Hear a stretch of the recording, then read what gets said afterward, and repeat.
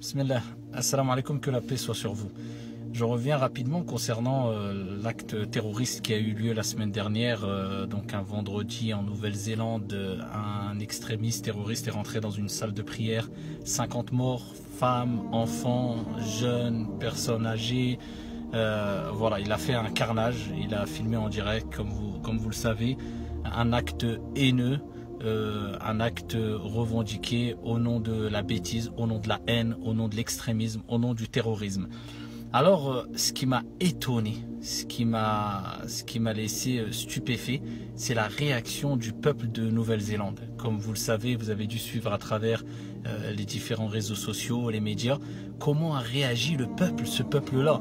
Et comment voulez-vous que réagissent les musulmans dans le monde entier après avoir vu comment réagit ce peuple-là de Nouvelle-Zélande? Le peuple de Nouvelle-Zélande s'est levé. Un élan de solidarité magnifique au nom de la tolérance, au nom du respect, au nom de la paix, peu importe sa religion, peu importe sa couleur, son identité. Tout le monde, le peuple tout entier s'est dressé, s'est levé en un seul bloc et ont soutenu la communauté musulmane.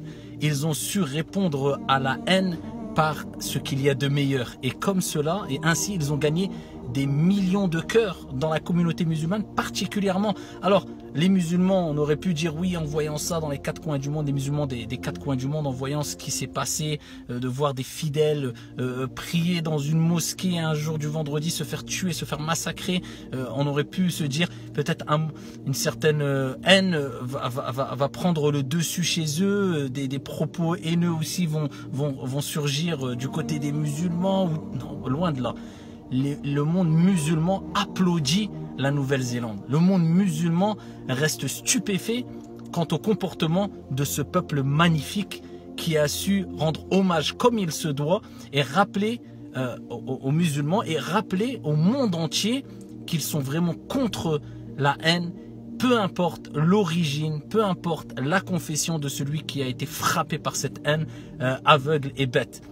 Alors on a pu voir la première ministre qui symboliquement et par solidarité a mis un voile sur la tête.